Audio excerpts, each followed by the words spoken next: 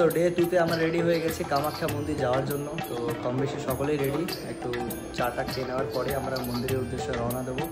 তো চলুন কামাখ্যা মন্দিরে দেখা হচ্ছে আপনাদের সকলের সঙ্গে।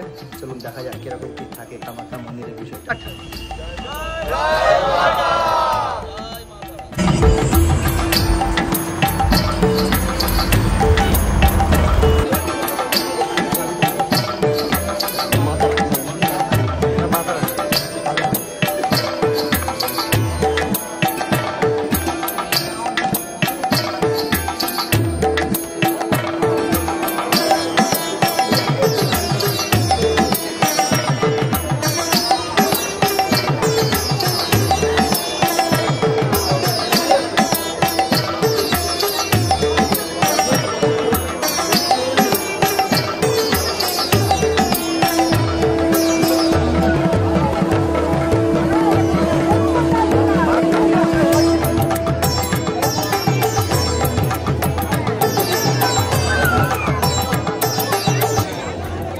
জয় মা কামাখ্যা মায়ের জয়, জয় মা তারা।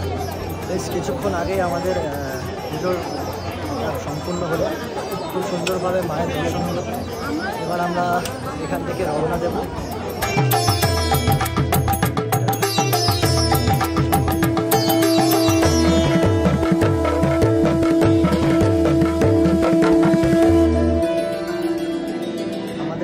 আগে ভুবনেশ্বরী মন্দিরে আমরা এসেছিলাম, এখানে আমাদের দর্শন হয়ে গেল খুব সুন্দরভাবে। এবার মন্দিরটা পরিক্রমা করে আমরা এখান থেকে রওনা দেব। এদিকে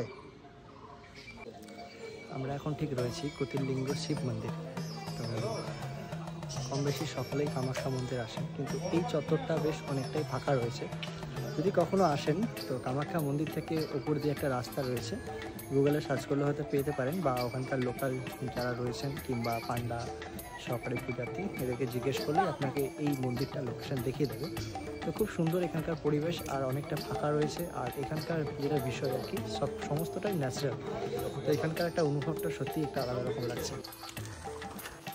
তো আমরা এখন এই শিব মন্দির থেকে এই পথ দিয়ে চললাম চা খেতে খেতে।